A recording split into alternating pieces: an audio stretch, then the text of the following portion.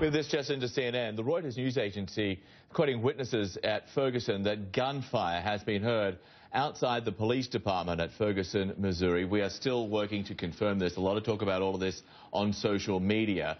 Protests have been gathering there for a number of hours now. They've been holding these demonstrations throughout the night. There was some scuffles, as you can see there. This is footage which was shot earlier in the night.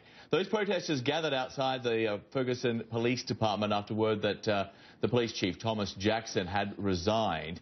Now, what we have been told is that these shots have been heard. We don't know where they've come from. We don't know if anybody has been wounded in all of this. We're still working, again, as we say, to confirm any of this.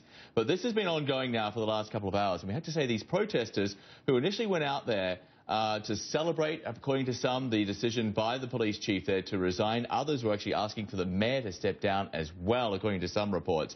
But now those protests, up until this point at least, seem to have been mostly peaceful, apart from a couple of scuffles and a few arrests. And just to repeat, the word that we are getting right now from the Reuters news agency is that there has been, in fact, witnesses reporting the sound of shots being fired outside the Ferguson Police Department. At this point, that's all we know. And, of course, all of this comes after that Department of Justice report into the Ferguson Police Department, and the court system there and the city as well are finding widespread systemic racism against African Americans. We'll continue to follow this. When we get more details, we will bring them to you.